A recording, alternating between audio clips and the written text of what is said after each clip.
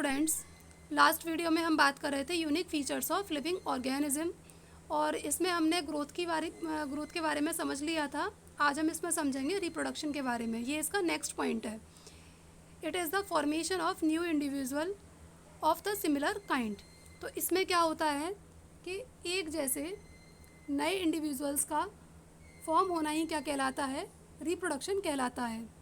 एक जैसे similar kind के नए इंडिविजुअल्स बनने का तरीका ही क्या कहलाता है? रिप्रोडक्शन कहलाता है।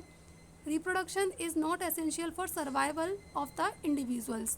तो रिप्रोडक्शन किसी भी इंडिविजुअल के सर्वाइव करने के लिए एसेंशियल नहीं है ना। अब मान लो कोई इंडिविजुअल है और उसके अंदर जितनी भी लाइफ प्रोसेस वाली एक्टिविटीज़ हैं वो सभी होती हैं। जैसे रेस्पिरेशन होता है, उसके अंदर सर्कुलेशन भी होता है, उसके अंदर मेटाबॉलिक एक्टिविटीज़ भी होती हैं, सेंसेशन भी है, लेकिन उसके अंदर क्या नहीं होता? रिप्रोडक्शन अगर वो नहीं होता है तो ये ज़रूरी नहीं है कि सर्वाइव करने के लिए ये बहुत ज़रूरी प्रोसेस है और ये उसके अंदर होना चाहिए। ठीक है, तो ये ज़रूरी नहीं है किसी भी इंडिविजुअल के सर्वाइव करने के लिए। It is required for perpetuation of the population. तो ये ज़रूरी क्यों है कि किसी भी पॉपुलेशन के परपीचुएशन के लिए ज़रूरी है। ठीक है, किसी भी पॉपुलेशन के परपीचुएशन के लिए तो ज़रूरी है, लेकिन ये सर्वाइव करने के लिए ज़रूरी नहीं है। अब जैसे परपीचुएशन से मतलब क्या है कि मान लो किसी स्पीसीज़ की कोई ग्रुप है और अगर उसके अंदर रिप्रोडक्शन नहीं होगा तो क्या होगा कि वो जो पर्टिकुलर स्पीसीज़ है धीरे धीरे ख़त्म हो जाएगी। तो इसीलिए उसको बनाए रखने के लिए तो ज़रूरी है, लेकिन किसी इंडिविजुअल के सर्वाइव करने के लिए ज़रूरी नहीं है। In sexual reproduction two parents are involve to produce more और less similar kinds of individual. अब एक जो रिप्रोडक्शन है ये दो तरीके का होता है, एक सेक्सुअल होता है और एक कौन सा होता है? एसेक्सुअल होता है। तो सेक्सुअल वाले में क्या होता है? दो पेरेंट्स इसमें इन्वॉल्व होते हैं और ये क्या करते हैं कि बिल्कुल अपने ही जैसे बहुत या फिर कम इंडिविजुअल्स को ये बनाते हैं। ठीक है, इन एसेक्सुअल रिप्रोडक्शन, यहाँ पर ज़्यादा सेक्सुअल रिप्रोडक्शन में आपको ज़्यादा समझाने की ज़रूरत नहीं है क्योंकि 10th में भी आपने पढ़ा है इसके बारे में और 9th में भी पढ़ कर आए हैं। अब नेक्स्ट है इसमें in asexual reproduction single parent is involve and individuals is copy of the parent. अब जैसे एसेक्सुअल रिप्रोडक्शन होता है तो वहाँ पर केवल सिंगल पेरेंट इन्वॉल्व होता है और वही वो जो सिंगल पेरेंट है वही अपनी किसी प्रोजेनी को बनाने में इन्वॉल्व रहता है और जो प्रोजेनी बनती है वो बिल्कुल अपने पेरेंट की कॉपी होती है। ऐसा क्यों कह रहे हैं यहाँ पर कि वो कॉपी होती है? क्योंकि बेटा जो सिंगल पेरेंट इन्वॉल्व होता है तो वहाँ पर तो एक ही जेनेटिक मटेरियल है और वही जेनेटिक मटेरियल क्या हो रहा है? एक जगह से दूसरी जगह पर बस ट्रांसफ़र हो रहा है।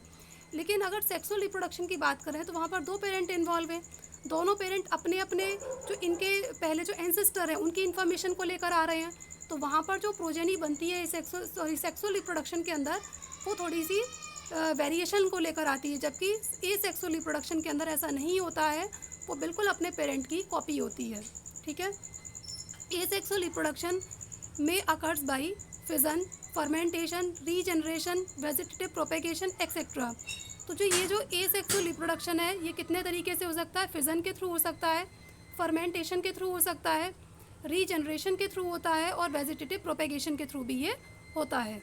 ठीक है, नेक्स्ट है इसमें in unicellular organism growth and reproduction are synonym. जबकि जो यूनिसेलुलर ऑर्गेनिजम्स होते हैं उनके अंदर ग्रोथ और रिप्रोडक्शन को क्या माना जाता है? सिनोनियम उनको कहा जाता है। सिनोनियम क्यों कहा जाता है? क्योंकि जो यूनिसेलुलर ऑर्गेनिजम्स होते हैं वो क्या करते हैं कि अपने नंबर को इंक्रीज़ करने के लिए उनके अंदर एक प्रोसेस होता है, उसे बोलते हैं सेल डिवीज़न। सेल डिवीज़न जब इनके अंदर होगा तो ये क्या करते हैं? 1 से 2, 2 से इस तरीके से यहाँ पर 4 बनेंगे, तो इस तरीके से ये अपने नंबर को इंक्रीज़ करते हैं। तो यहाँ पर ये दोनों प्रोसेस दिखा रहे हैं। पहला तो यहाँ पर रिप्रोडक्शन भी हो रहा है और दूसरा यहाँ पर इनकी ग्रोथ भी हो रही है। अपना नंबर इंक्रीज़ कर रहे हैं तो इस तरीके से यहाँ पर इनकी ग्रोथ हो रही है और एक सिंगल सेल ही सफिशिएंट होती है एक अपने पूरे ऑर्गेनिज्म को दिखाने के लिए, बनाने के लिए। तो ये यहाँ पर रिप्रोडक्शन भी हो रहा है और क्या हो रहा है? यहाँ पर ग्रोथ भी इनकी हो रही है। ठीक है, तो इसीलिए यहाँ पर क्या कहा जाता है कि ये सिनोनियम होते हैं। नेक्स्ट है इसमें many organisms like mules, sterile worker बीज, infertile human couples do not reproduce. तो ये ऐसे ऑर्गेनिजम्स हैं जिनके अंदर रिप्रोडक्शन नहीं होता है। Therefore reproduction is not an all inclusive characteristic of living organisms. इसीलिए रिप्रोडक्शन लिविंग ऑर्गेनिजम्स का एक इंक्लूसिव कैरेक्टरिस्टिक नहीं है। इस इंक्लूसिव कैरेक्टरिस्टिक से मतलब यहाँ पर ये है जैसे कि ग्रोथ को, मेटाबॉलिक एक्टिविटीज़ को, सेंसेशन को, रेस्पिरेशन को, सर्कुलेशन को, इनको क्या किया गया है, लिविंग ऑर्गेनिजम्स के अंदर इंक्लूसिव किया गया है। इसको माना गया है कि मतलब ये सभी कैरेक्टरिस्टिक क्या हैं कि ये किसी भी ऑर्गेनिज्म को ये बताएंगे कि वो लिविंग है या नॉन लिविंग है। लेकिन रिप्रोडक्शन को इसमें इंक्लूड नहीं किया गया है, उसको इंक्लूसिव नहीं किया गया है, क्योंकि कुछ ऐसे ऑर्गेनिजम्स होते हैं जिनके अंदर रिप्रोडक्शन नहीं होता है इसलिए। However, no non-living object has the power to reproduce और replicate. इसके अलावा कोई भी नॉन लिविंग या जितने भी नॉन लिविंग ऑब्जेक्ट्स होते हैं उनके अंदर ये पावर नहीं है कि वो रिप्रोड्यूस या फिर रेप्लिकेट हो सकें। रेप्लिकेट का मतलब क्या होता है, अपनी कॉपियों को बनाना ही रेप्लिकेशन कहलाता है। तो ऐसे नॉन लिविंग ऑर्गेनिजम्स या नॉन लिविंग ऑब्जेक्ट जो हैं उनके अंदर ये पावर नहीं है। तो आज इस वीडियो लेक्चर को हम यहीं पर स्टॉप करेंगे। Thank you.